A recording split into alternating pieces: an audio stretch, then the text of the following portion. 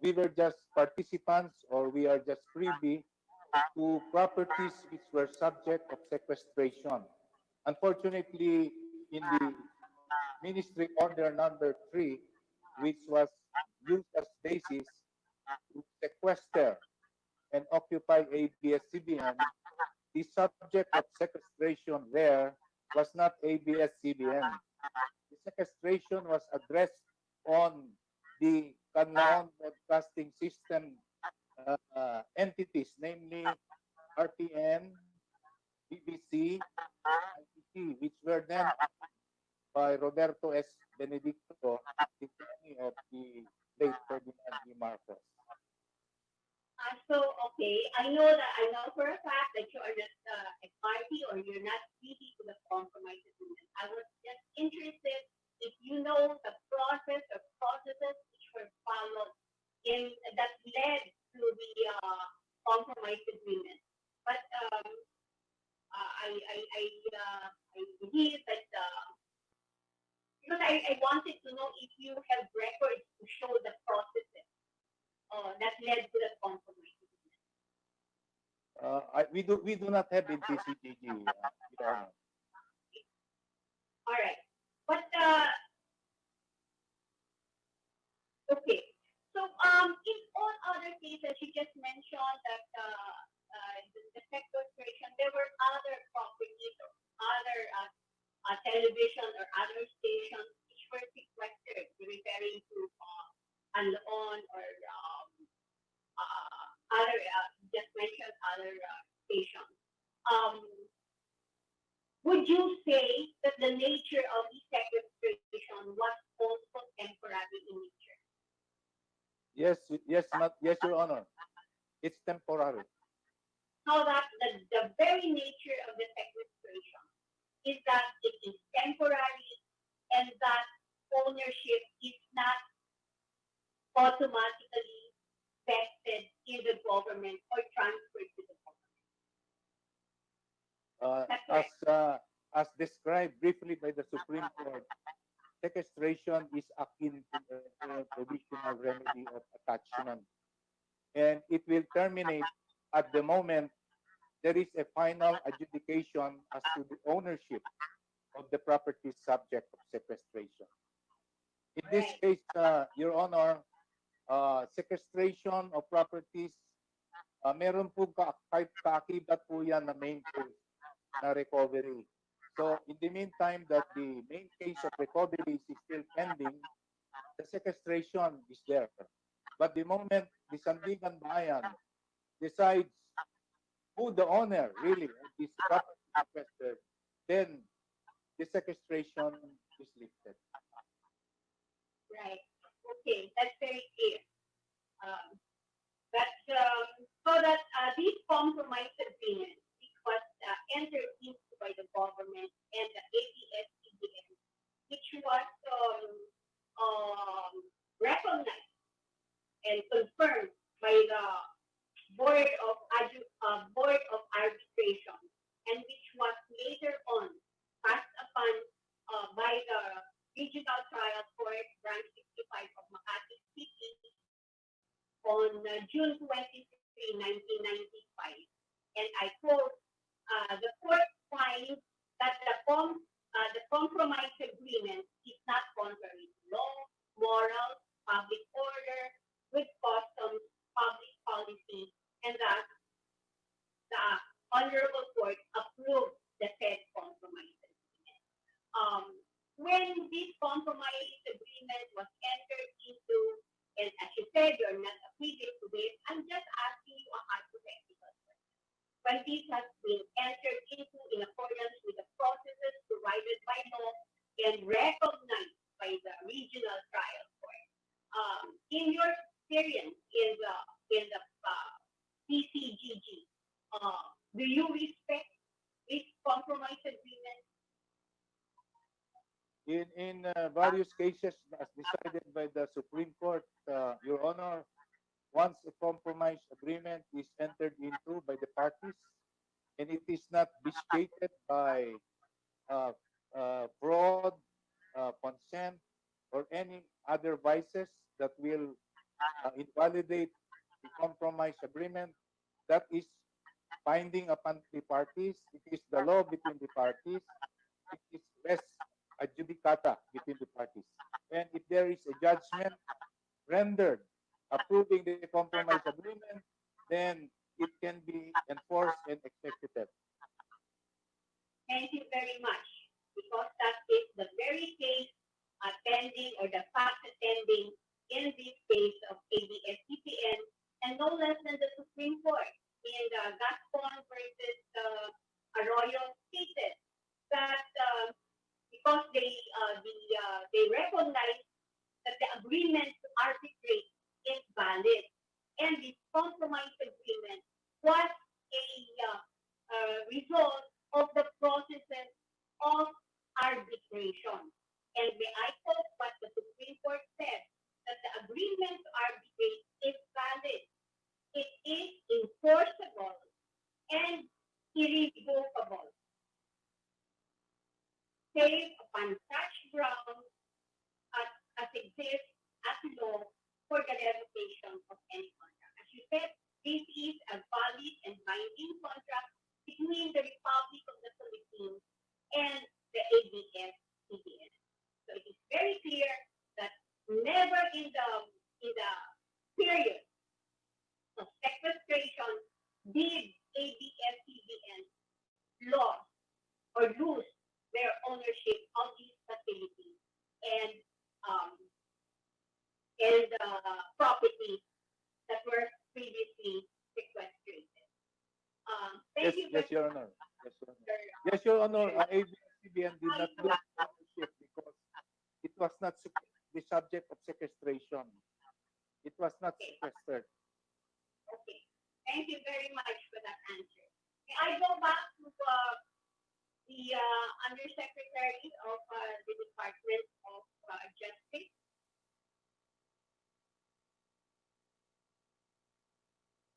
Mr. Undersecretary? Hello again, Your Honor. Yes. Um, this compromise agreement that we are talking about entered into between Executive Secretary Lucisto Gingona in his official capacity and representing the government and the ABS-CBN, was recognized, um, or was declared as binding and valid by the Regional Trial Court of Makati on June 23, 1995. And this was also recognized by the National Telecommunications Commission in its order um, uh, approving the application of ABS-CBN Broadcasting Corporation for Certificate of Public Convenience. So this has been passed upon and ruled upon by agencies of government, by the court, that this is valid and binding. And this has been entered into since 1995. Uh, I would like to ask the question, Mr. Undersecretary. Can anybody, or can the government still impugn, or anybody for that matter, can impugn the validity of this compromise agreement? Your Honor, without going into the facts, I'm not, the department is not privy to the facts that took place in this case, nor to the specific facts, nor to the specific procedural facts. We just, we will just reply to your question from a legal perspective.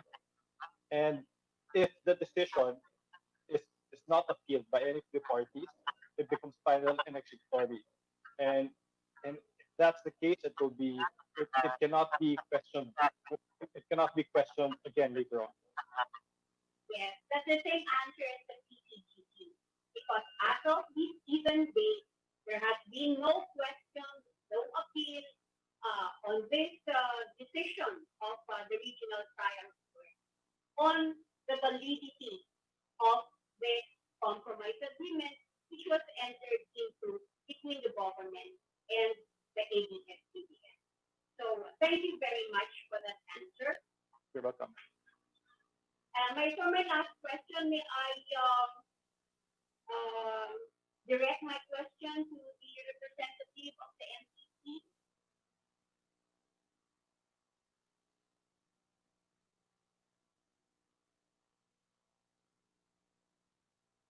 NTC, you're recognized.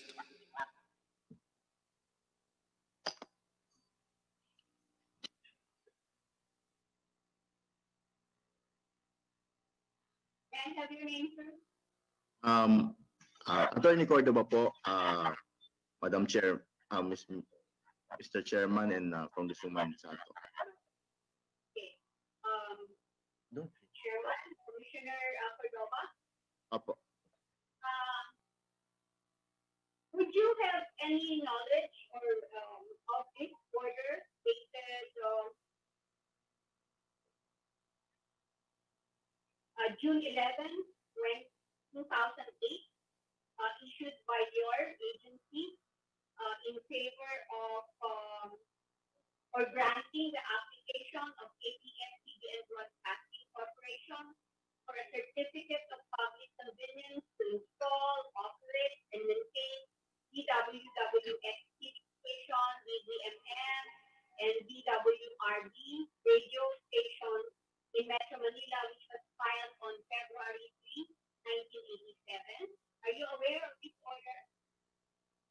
I am not personally aware, Your Honor, because I think that was issued before the time that I was there in the NTC. But we can check from the records, Your Honor, to verify and to confirm if those are if that order is genuine order, Your Honor.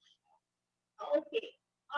I would want to request you, and Mr. Chairman, I would just want to for the committee to order or direct the National Telecommunications Commission to furnish the committee and this representation a certified true copy of the order of NTC dated June 11, 2008.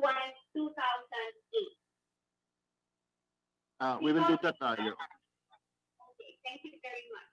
Because in this order, it was stated that the Office of the Solicitor General, the PTV4, and the Kapatanan ng mga Broadcasters ng Pilipinas opposed the application of ABS-CBN because on the grounds that the facilities and the frequency of ABS-CBN and those stations referred to are subject of registration. And it is in that order that the NTC specifically stated that they are granting the application because, number one, there is no pending case or proceeding before any agency or tribunal which puts in issue the ownership of the petitioner of the equipment and facilities forming part of Channel 2, the WRR, and DAMM. The NTC likewise stated that all claims and controversies which ABS-CBN and the Republic of the Philippines had against each other relating to the certain TV and radio stations were submitted by both parties to arbitration in 1987 and have already been settled with finality. Third, on April 28, 1995, ABS-CBN and the Republic of the Philippines entered into a compromise agreement in the arbitration case which contained a full and final settlement of all claims, including the use and ownership of the TV stations owned by ABS-CBN. Fourth, the compromise agreement was signed by the Executive Secretary Jofisto Gingona for the Republic of the Philippines and the Vice Chairman of ABS-CBN, Mr. Augusto Almeda Lopez, assisted by then Solicitor General Raul Poco, Assistant Solicitor General Romeo de la Cruz, and Solicitor Carl Miranda. And six, the Board of Arbitrators, composed of retired Justice Amortina Melesio Herrera, nominee of the parties, Cesar Garcia, nominee of the Republic of the Philippines, and Andres Bautista,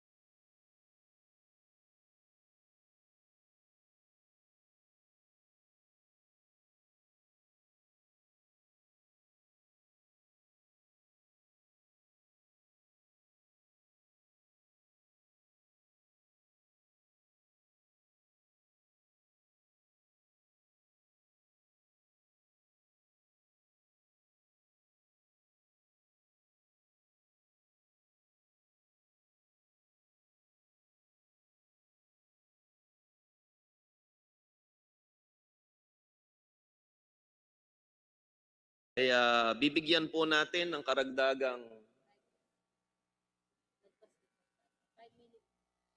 5 minuto. Yan pong 5 minuto na yan ay nilagpas po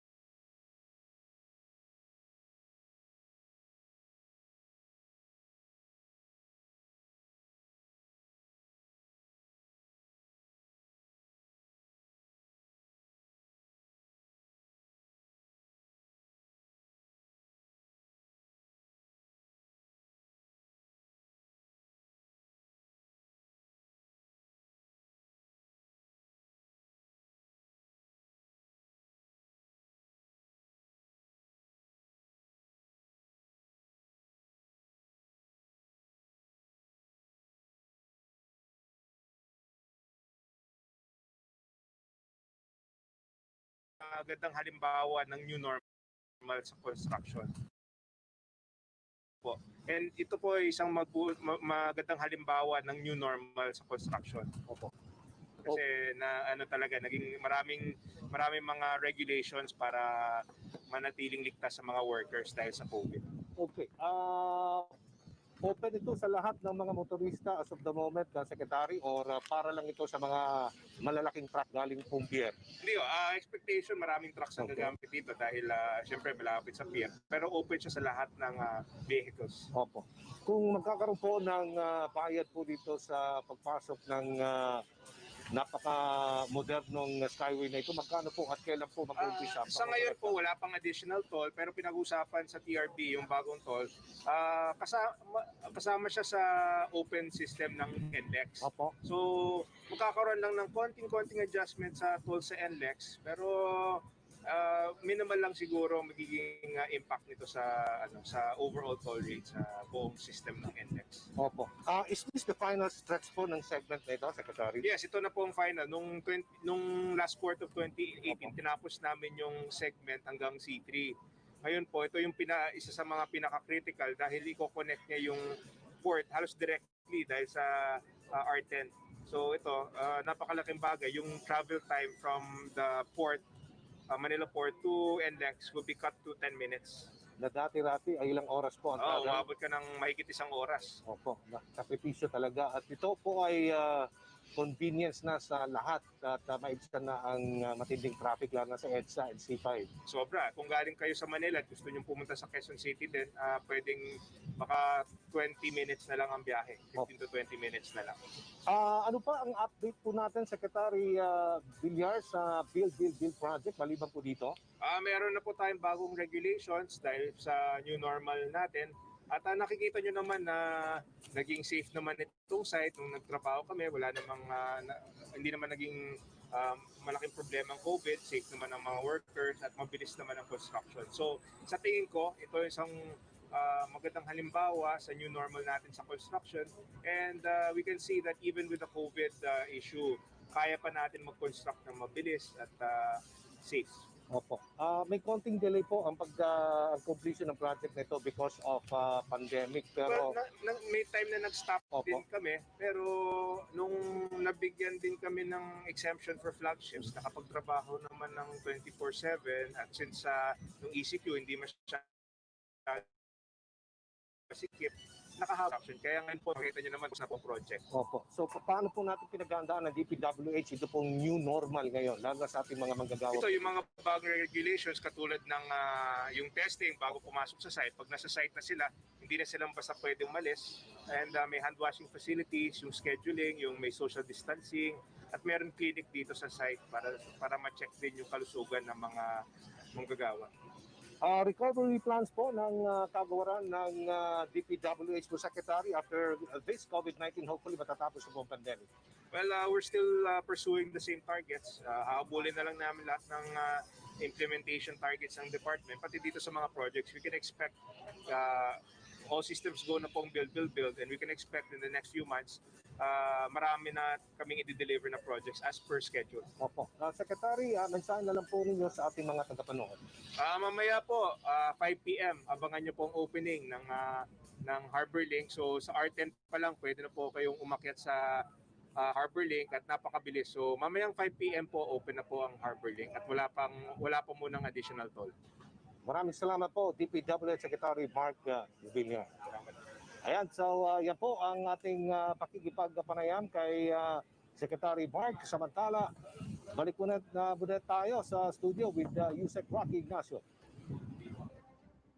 Salamat, Aljo. Babalikan natin mamaya mga kaganapan dyan sa NLEX Harbor Link. Samantala, tuloy-tuloy pa rin ang pag-iikot ni Presidential Communications Operations Office para pakinggan at alamin ang mga hinaing ng media personnel sa bansa dulot ng COVID-19 sa pangunguna po ito ni PCOO Secretary Martin Andanar. Bumisita ang kalihim kamakailan sa Lipa City para personal na kumustahin ang mga miyembro ng ang Batangas Media at abutan ng mga ito ng food packs. Sinabi ng kalihim na kabilang din ang mga nagtatrabaho sa industriya ng media sa naapektuhan ng quarantine health protocols kung saan kinakailangan magbawas sa mga trabahador ang ilang media outlets para sa pagkonti ng advertisement kung saan pangunahing nakadepende ang mga ito. Patuloy din na umanong isusulong ang pagdagdag ng budget para sa mga advertisement ng pamahalaan sa mga pampribadong media para tugunan ang suliraning ito. Samantala, maraming industriya ang naapektuhan dahil sa COVID-19, ngunit ayon kay Senator Bongo, hindi dapat matigil ang supply ng pagkain. Kaya naman malaking papel ang ginagampanan ng sektor ng agrikultura para makabangon ang bansa mula sa COVID-19. Sinabi rin ng Senador na dapat mas paigtingin pa ang kagawaran ng agrikultura, ang mga programa para matulungan ang mga agri-producers sa bansa. Gayon din ang mga agri- at fishery-related micro, small, and medium enterprises. Sa pamamagitan naman ng expanded Sure Aid and Recovery Project ng ahensya, tuloy-tuloy din ang pagbibigay nito ng concessionary loans para sa mga magsasaka at mangingisda, gayon din ang ilang pang programa para tiyakin ang food productivity sa bansa.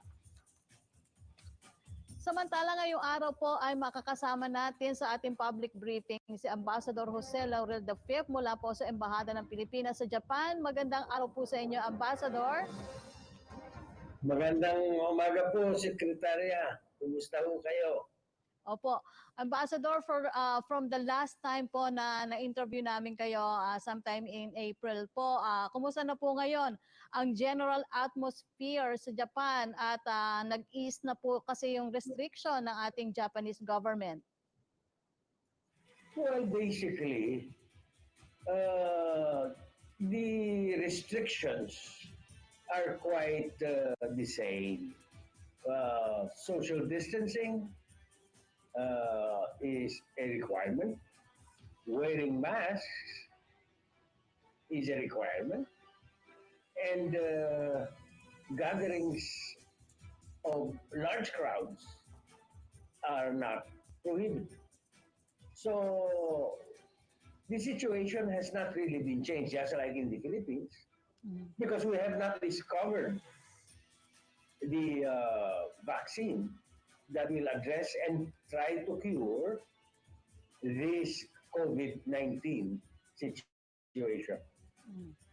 Ambassador, with more than 17,000 confirmed COVID cases sa Japan, nagkaroon po ba ng movement sa bilang ng mga Pilipino po na nagpositibo, gumaling at nasawi dahil sa nasabing sakit? Ano po yung pinakahuling update dito? Actually, kukunting Pilipino ang naapekto. Alinsunod sa mga records na natatanggap namin dito at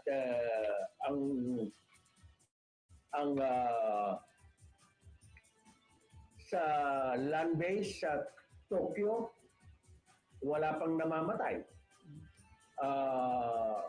Animang na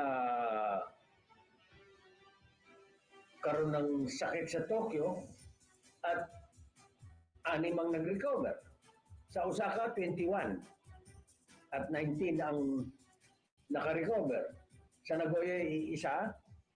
Dadalawan na lang nasa Osaka. Sa sea-base, ang mga seamen ho natin, lahat ho nakauwi na. Sa Diamond Princess, 80 ang nagkasakit, 80 ang gumaling. Sa Osaka, 41 ang nagkasakit sa NB Costa Atlantica at 41 ang nag-recover. So, wala hong namamatay na Pilipino rito at mahusay ho lahat. Nakaka-recover ho lahat. Opo, magandang balita po yun, Ambassador. Noong June 1 po ay nagbukas rin ang ating embahada sa Japan. Lahat po ba ng consular services ay nag-resume na rin? Hindi ho nagsasara kami. Binabawasan lamang ang nagkakaroon lang kami ng tinatawag na skeletal force.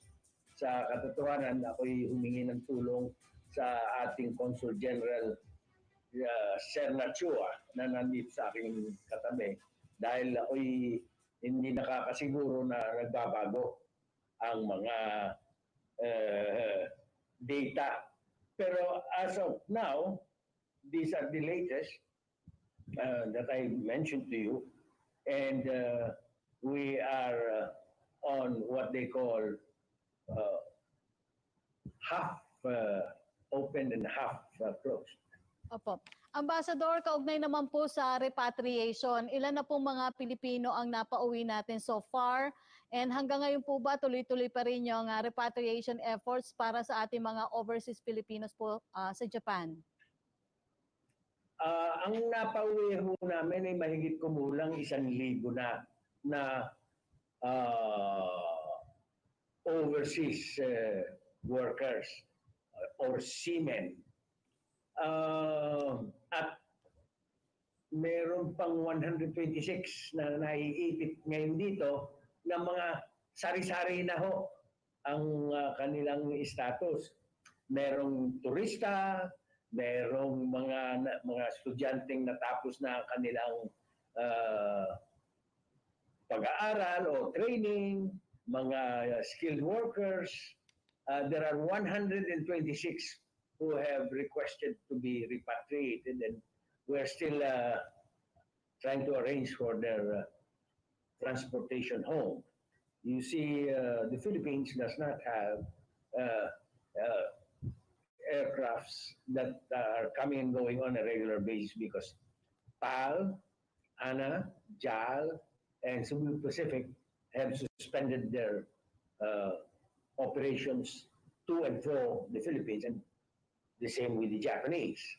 And we are also restricting the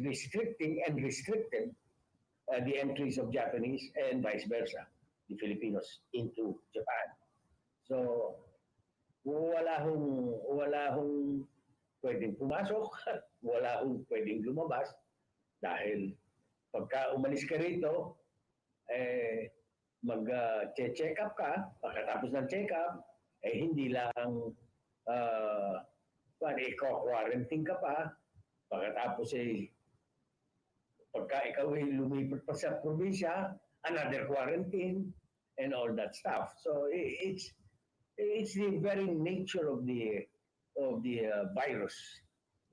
We have to be very careful. Opo. Ambassador, nagbigay po ng tulong o ayuda ang Japanese government sa bawat pamilya sa Japan, including the foreign student po.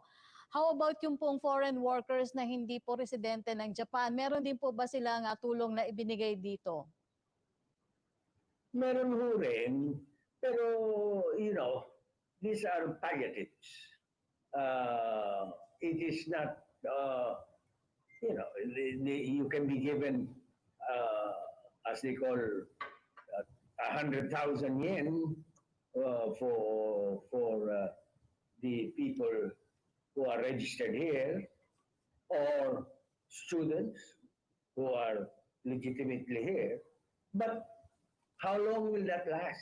Hindi ho pwedeng kwan. So what is essential for us, really, as a part of humanity, is to really discover the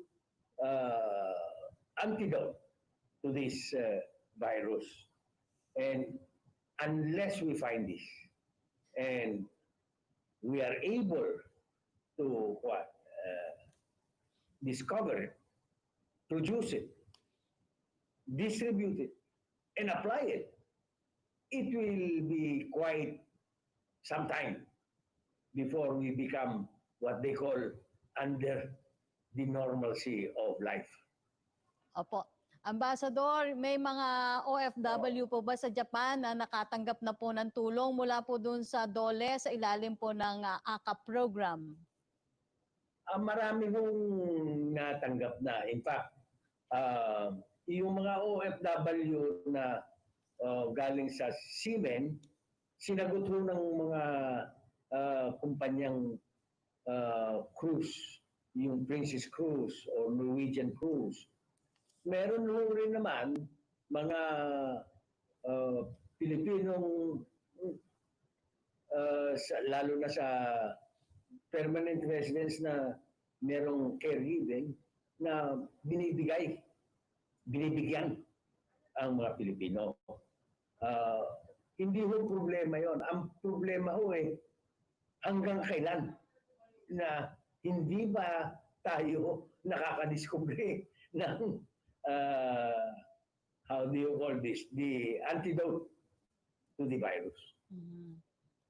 Opo, naintindihan po namin niyon. Maraming salamat po sa inyong panahon, Ambassador Jose C. Laurel, the fifth from the Embassy of the Philippines in Japan. Meron po kayong mensahe para sa ating mga kababayan dyan sa Japan? Sa aking mga kababayan, you keep safe, keep your distance, have the consciousness of trying to avoid crowds, and wish you all the very best of health, and hope that you can go back home as soon as possible without the difficulties of this COVID-19. Thank you very much, USEC Ignacio. Maraming salamat po muli, Ambassador. Stay safe po. Samantala, tuloy-tuloy rin naman ang pagtulong ng ating pamahalaan sa mga kababayan natin na apektuhan ng quarantine health protocols na ipinatupad sa bansa bilang pag-iwas sa COVID-19. Partikular na po yung mga na-stranded malayo sa kanilang mga pamilya o ang tinatawag nating locally stranded individuals. Yan po ay sa pamamagitan ng ating hatid tulong program. Panoorin po natin ito.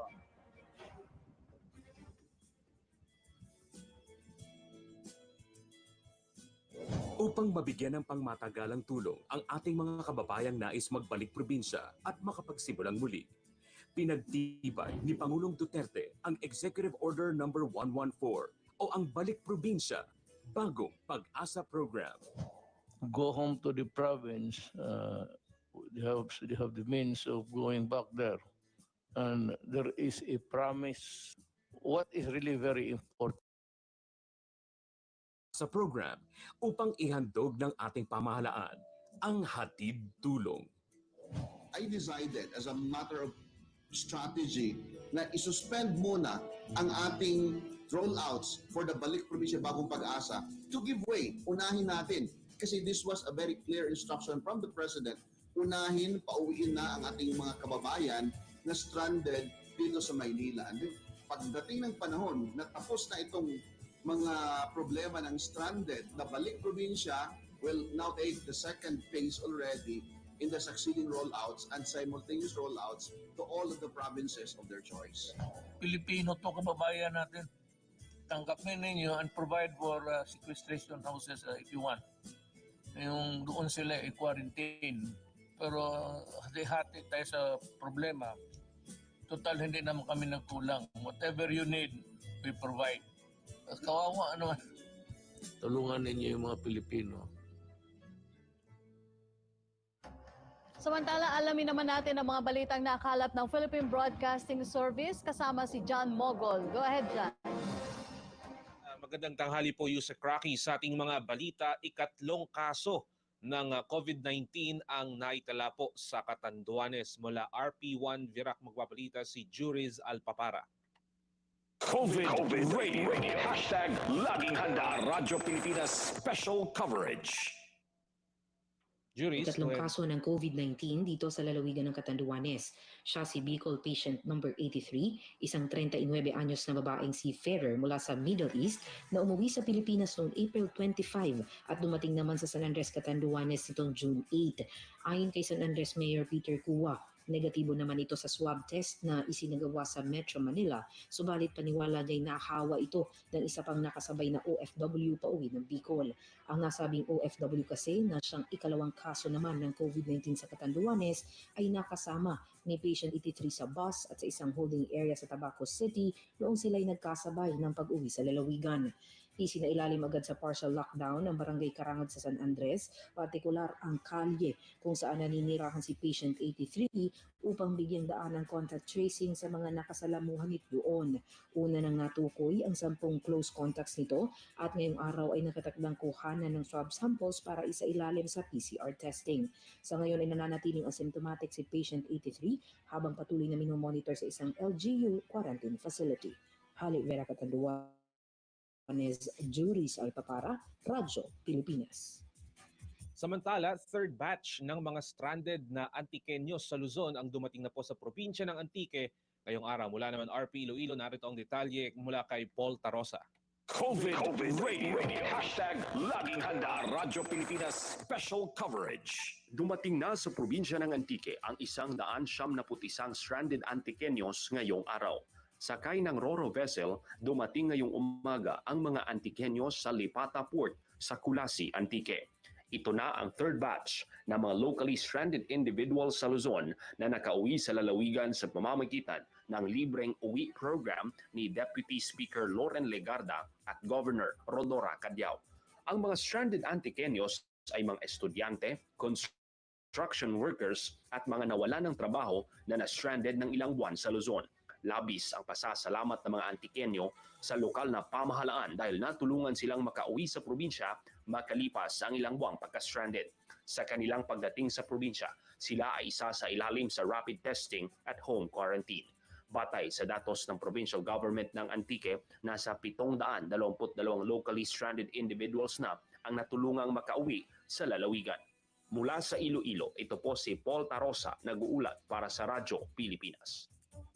At yan po ang mga balitang nakalap ng ating mga reporter dito sa Philippine Broadcasting Service. Yusek Rocky, balik po sa inyo sa studio. Salamat sa iyo, John Mogol mula sa PBS. Samantala, balikan naman natin si Aljo Bendijo live mula pa rin po sa NLEX Harbor Link sa may Navotas City. Aljo? Yusek Rocky, konkretong daan, matibay na ugnayan at isang malinaw na progreso sa ating patuloy na pagtutulungan at pakikisa sa mga proyekto ng pamahalaan katulad po nitong build projects ng Duterte administration ay unti-unti po nating mararating ang pag-unlad. Naway ang pagbubukas po ng daang ito pong NLEX Harbor Link ay maging daan din sa mas marami pang oportunidad at pag-asenso ng ating bayan. Samantala, utama na natin si Alan Francisco. Alan? Oo, Aljo, inulan na tayo. rito sa convoy, no, kasi nasa unahan tayo ng convoy ng mga ilang cabinet secretaries, no, habang binabaybay natin itong NLEX sa Harbor Link. At yun na muna, no, magbabalik ako sa pang detalye, back muna sa studio. Aljo. Okay, ingat na Alan, Francisco. Taos puso po kaming nagpapasalamat sa ating pong pamalaan, lalo na po sa Department of Public Works and Highways, katuwang ang Metro Pacific Investments Corporation, ang Manila North Tollways Corporation, para po sa karagdagang proyektong itong kinakailangan po ng ating bansa. At tayo din nagpapasalamat sa The Manila Hotel sa walang sawang pagsuporta sa People's Television Network. Muli ako po si Aljo Bendio para po sa PTV, para sa bayan. Balik po sa iyo dyan, Yusek Rocky. Oy, salamat sa inyo, pati kay Alan Francisco na talagang naulanan ay talagang sa ating sinasabing trabaho kasi ito. Salamat din sa iyo, Aljo Bendijo. At dyan po nagtatapos ang ating programa hanggang bukas pong muli. Sa ngalan po ni Secretary Martin Andanar, ako po si Yusek Rocky Ignacio mula sa PCOO para sa Public Briefing, #LagingHandaPH. Kaya natin to, kaya natin.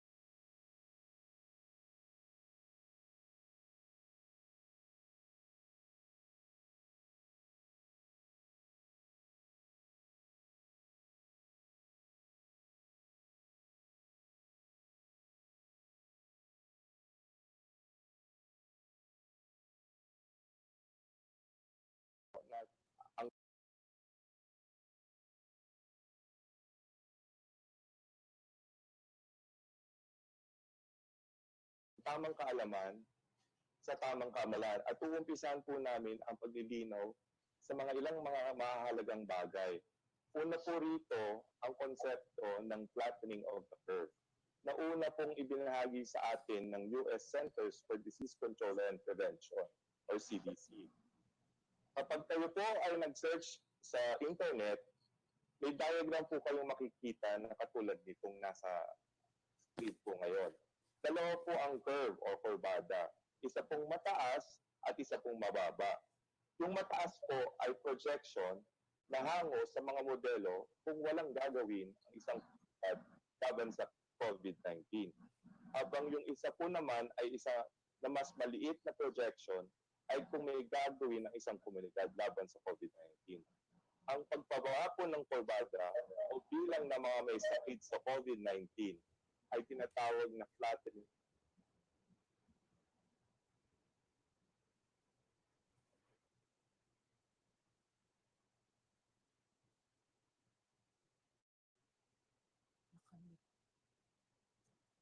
Nakamute si Baha.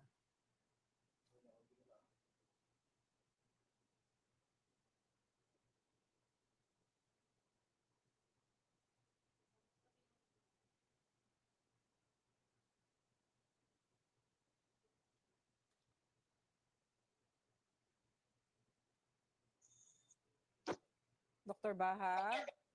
Na-mute yata si Dr. Baha. Yes, Dr. Baha. Yes. Ayan, sir, pwede pong pakiulit yung mga sinabi natin para lang po marinig uli ng ating kababayan. Opo. Thank you po. So, bago po nag-ECQ ang ating pamahalaan, ang projected na bilang ng COVID-19 cases po ayon sa pag-aaral ng aming team ay maaari pong umabot sana ng 80,000 sa loob lamang po ng isang araw. Yan po ay ang ating worst case scenario o do nothing scenario. Pero kahapon po, ang bilang ng kumpirmadong may COVID-19 sa Pilipinas ay only 539. Nung nagsimula po tayo nagdeklara ng ECQ ng pamahalaan, ang pinakamataas na bilang po na kumpirmadong may COVID-19 ay umabot lamang po sa 1,000 sa isang araw. Bakit nga po ba kailangan i-flatten ang curve? Kung hindi tayo mag-iingat ngayong nasa GCQ na po tayo, kung saan pinapayagan na po ang mga bagay na dating hindi pinapayagan ng ating gobyerno, maaari pong dadami ulit ang magkakasakit sa COVID-19. Pangyayari ito dahil po mas madami na po ang interaksyon ng mga tao sa labas at mas madali na po ang magkahawaan dahil sa virus sa ibang tao. Kapag marami pong masyadong may sakit, mahihirapan po ang ating mga frontliners, particularly po yung mga doktor, yung mga nurses, at ang buong healthcare system po na nag-aalaga ng lahat ng may sakit. Pero kung hindi po tayo masyadong dadami ang may sakit ng COVID-19, kakayanin po ng healthcare system natin alagaan ang mga taong may sakit ng COVID-19. Gayon din po ang mga ibang pasyente sa hospital. Sa ngayon po, may mga bakanting ICU beds pa po sa ating mga hospital. Gayon din po ang mga kagamitan, katulad po ng mga ventilators at mga other equipments like PPE. Sa makatuwid po, kinakaya po ng ating healthcare system ng pamahalaan natin ang bilang ng mga pasyenteng may sakit sa COVID-19. Hindi lubusang na-overwhelm ang ating mga hospital sa ngayon. At ito po ay isang patunay na nag-flatten na po ang curve. Nabigyan din po tayo ng oras o ang Department of Health na makapagbigay po ng mga bagay-bagay na kailangan po ng hospital para maalagaan po natin mas mabuti ang mga pasyente po na may COVID-19. Noong tayo po ay naglipat ng strategy po mula sa total lockdown o ECQ patungo po sa general community quarantine kung saan may limitadong pagbukas ng mga businesses po, nagkaroon po ng konting pagtaas ng mga kaso. Kasama na rin po sa pagtaas ng mga kaso ang pagdami po ng backlog na ngayon po naman ay ina-address na po at nire-report pa lamang po ng Department of Health. Sa ngayon, ang bilang po ng konfirmadong may sakit ng COVID-19 ay umabot na po sa 25,930 na tao. Ang UP COVID-19 Pandemic Response Team po ay gumagawa po ng mga statistical analysis tungkol sa mga datos na inilalabas po ng DOH araw-araw. Makikita niyo po lahat ito sa aming pong website sa ncov.ph. Ito, makikita po kung paano nalalabanan po ang paglaganap ng COVID-19 kumpara po sa mga nakaraang araw. Kung titingnan din po natin ang case fatality rate o bilang ng mga namatay dahil sa COVID-19, makikita po ito na pababa na po. Adjusted po ito sa mga delays ng reporting na nangyayari po ngayon sa DOH. Nung una po ay marami po ang namamatay, pero unti-unti po na nating nababawasan ito. Marahil po, in our opinion po, dahil ito sa mga epektibong pag-aalaga po ng ating mga frontliners, mga medical professionals, sa mga may sakit po na may COVID-19. Ayon po sa pagtaya ng UP COVID-19 Pandemic Response Team, pataas pa ang bilang ng mga taong may kumpirmadong COVID-19 cases po. Nag-iiba lang ang bilang ng pagtaya, depende po kung paano tayo gagawa ng mga hakbang para malabanan ang pagkalat ng COVID-19. Nasa atin pong lahat, ang buong community po, ang pamamaraan para mapababa ang bilang ng mga taong nasa bilang ng ito habang tayo po ay nasa general community quarantine. Pagdating naman po sa ekonomiya, may mga sektor po na importante para ma-boost po ang ating ekonomiya na hindi masyadong nakakapagkalat ng virus at meron din po mga trabaho na importante para palakasin din po ang ekonomiya pero hindi rin po masyadong nakakahawa sa maraming tao. Makikita din po sa larawang ito na base sa original na pag-aaral na isang grupo po sa UP School of Economics na hanggat maaari gawin po ang isang trabaho sa loob ng bahay ay doon na lang po lamang muna sana gawin to upang maiwasan ang posibilidad na mag-awa sa COVID-19. Ang mga frontliners po ay iba pa pong kategorya na importante rin pong bantayan. Next slide. Ang COVID-19 pandemic po ay isang uri na tinatawag nating biological disaster or sakuna. Nabunga po ng pagkalat ng virus, bacteria at iba pa. Kagaya po ng SARS-CoV-2, ang virus na sanhi ng COVID-19. Ang paglaban sa pandemyang ito ay isang malawakang usapin po ng public health. Peer reviews sa mga pag-aaral at pagpaplano tungkol po sa COVID-19.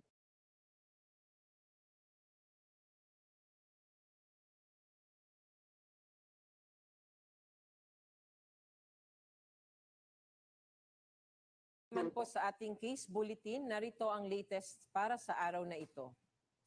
Makikita po sa inyong mga screen na mula sa laboratory submissions yesterday na na-validate as of 4 p.m. today, meron po tayong 348 fresh cases na nadagdag sa ating talaan, kung saan 131 ay galing sa National Capital Region, ang 79 ay mula sa Region 7, at ang 138 ay mula sa iba't ibang areas o iba't ibang rehiyon ng bansa. Para naman po sa mga late cases, nakapagtala tayo ng 142 cases na ang mga resulta ay lumabas mahigit 3 araw na ang nakalipas, ngunit ngayon lamang na-validate dahil ngayon lang din na ibigay ng mga laboratorio sa Epidemiology Bureau. Sa 142 late cases na ito, 21 ay galing sa NCR at 5 ay galing sa Region 7 at 160 naman ay galing sa iba't ibang rehiyon ng ating bansa.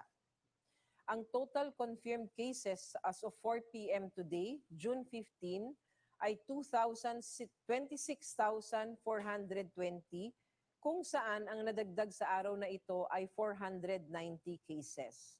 Sa total confirmed cases natin, merong 298 na nakarecover, kaya ang total recoveries natin ay 6,252. Sa deaths naman, merong nadagdag na 10, kaya sa kasalukuyan po ay 1,098 na ang total deaths na ating naitatala.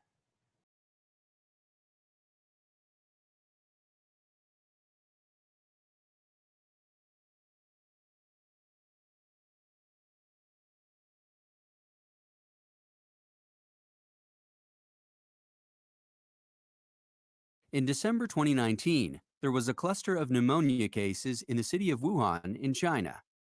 Some of the early cases had reported visiting or working in a seafood and live animal market in Wuhan. Investigations found that the disease was caused by a newly discovered coronavirus. The disease was subsequently named COVID-19. COVID-19 spread within China and to the rest of the world. On 30 January 2020, the World Health Organization declared the outbreak a public health emergency of international concern. In this video, we'll take a quick look at what is currently known about COVID-19. Keep in mind that this is a new disease, and what's known is rapidly evolving and might change in the future. So what is a coronavirus? Coronaviruses are a large group of viruses.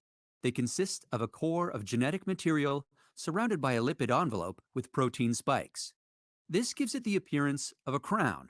Crown in Latin is called corona, and that's how these viruses get their name. There are different types of coronaviruses that cause illness in animals and humans. In humans, coronaviruses can cause respiratory infections ranging from the common cold to more severe diseases. These include the severe acute respiratory syndrome coronavirus, first identified in China in 2003, the Middle East respiratory syndrome coronavirus that was first identified in Saudi Arabia in 2012, and SARS-CoV-2, the name of the virus that causes COVID-19 that was first reported in December 2019. So, where did this new virus come from? It's known that coronaviruses circulate in a range of animals. Sometimes these viruses can make the jump from animals to humans. This is called a spillover and could be due to a range of factors, such as mutations in the virus or increased contact between humans and animals. For example, MERS-CoV is known to be transmitted from camels, and SARS-CoV from civet cats. The animal reservoir of the new coronavirus is not known yet. How does the disease spread? The disease can spread from person to person through droplets, when an infected person releases those droplets through coughing, talking, or sneezing, for example, when close to another person. It can also spread when infected droplets land on objects, and when another person touches them and then touches their eyes, nose, or mouth. What are the symptoms? The incubation period, which is the time taken from exposure to the virus and development of symptoms, is on average 5 to 6 days, but can range from 1 to 14 days. There can be a range of symptoms, from very mild to severe. Some people may not develop symptoms. Common symptoms include fever, fatigue, and respiratory symptoms such as cough, sore throat, and shortness of breath. Some people reported loss of their sense of taste or smell, and some may develop a skin rash. In more severe cases, there could be pneumonia, organ failure, and sometimes death. About 80% of cases recover from the disease without needing special treatment. But there are some people who are at risk of serious illness. They include older people or people with underlying medical problems, such as chronic respiratory disease, obesity, diabetes, high blood pressure, heart disease, or cancer. How can we tell whether someone is infected? The infection is commonly diagnosed by a test called reverse transcriptase polymerase chain reaction, generally known as PCR. This test identifies the virus based on its genetic fingerprint. There's also a blood test that can check for antibodies against the virus, which may show that someone was infected in the past. How is it treated? The treatment for COVID-19 is mainly supportive care. Medicines against the virus are currently under investigation. How do we prevent transmission of the virus? There are a number of effective ways to prevent the spread of the disease. These include covering your mouth and nose when coughing or sneezing with a flexed elbow or tissue, and throwing the tissue in a closed bin immediately after use. wash hands regularly with soap and water or an alcohol-based hand rub, maintaining at least 1 meter distance from people, and the appropriate use of masks and personal protective equipment, especially in health settings. It's important to stay home if you're feeling unwell and to call a hotline or your medical professional. But if you have a fever, cough, or difficulty breathing, seek medical care early and share your travel history or contact with someone unwell with your healthcare provider. In some areas, governments have implemented specific physical and social distancing measures to prevent the spread of the outbreak. It's important to follow their advice. Vaccines to prevent COVID-19 are currently under development, and scientists around the world are working hard to make this happen. That's a quick look at this emerging infectious disease. We're still learning about this virus every day, and what's known may change. So please, check the website below for the most up-to-date information.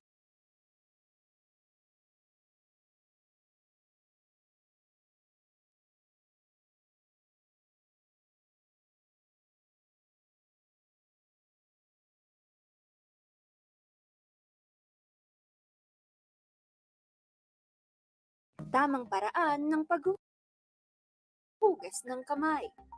Ang wasto at regular na paghuhugas ng kamay ay mabisang paraan upang makaiwas sa mga sakit.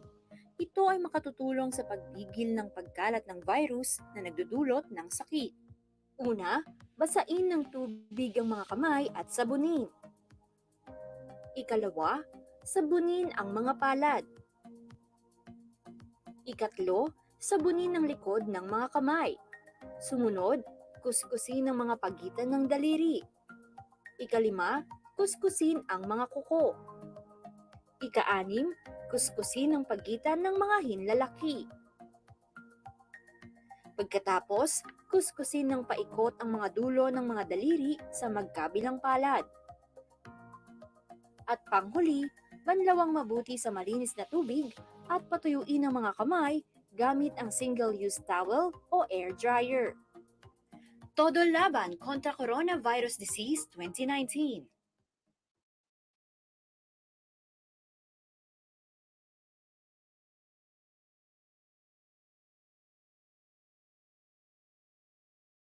Let's suppose that you're writing a really important email to a colleague.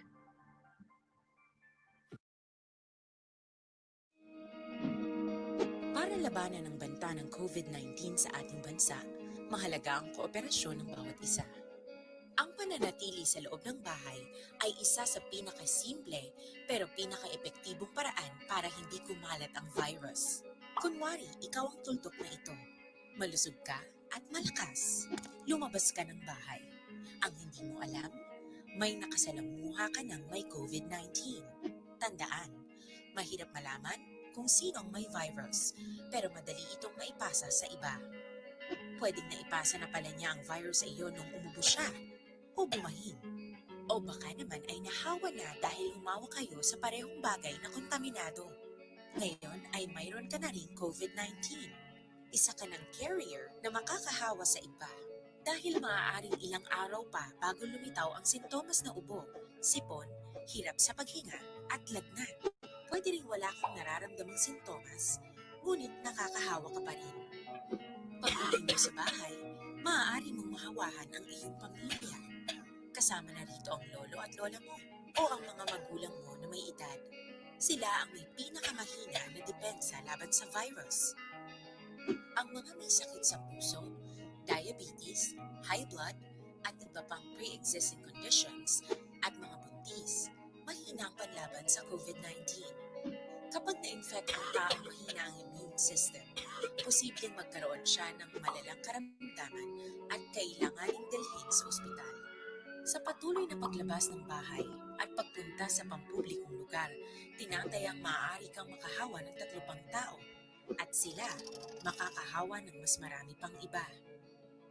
20% ng mga nahawa ay maaaring maospital at dadami ng dadami ito habang mas kumakalat pa ang virus. Bukod sa dumaraming COVID-19 patients, marami pang ibang may sakit ang nasa mga pagamutan. Ang mga pasyenteng malubhang-malubha na ang karamdaman, hindi na maaasikaso. Wala ring lugar para sa mga pasyenteng may ibang karamdaman.